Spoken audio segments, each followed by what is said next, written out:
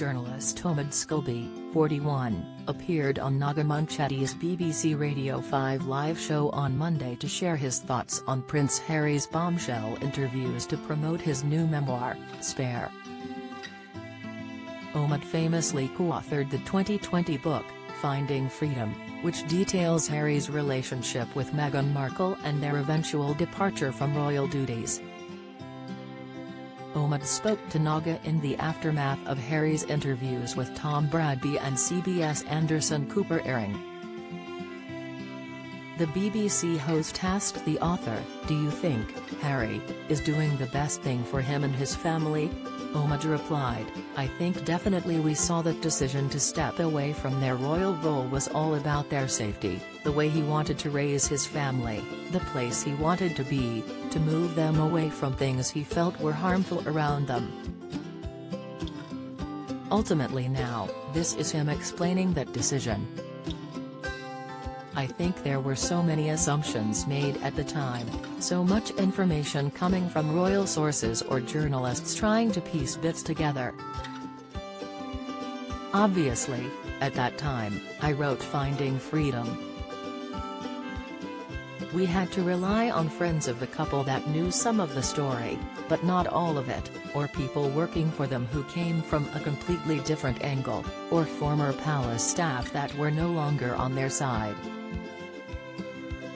So, it was always hard to kind of put together what we felt was the accurate version of that story. So, it is right for Harry to want to put his voice on it." Around the time of the Finding Freedom's release in August 2020, the Duke and Duchess of Sussex denied that they had contributed to Finding Freedom. A spokesperson said, as reported by BBC, the Duke and Duchess of Sussex were not interviewed and did not contribute to Finding Freedom. This book is based on the author's own experiences as members of the Royal Press Corps and their own independent reporting.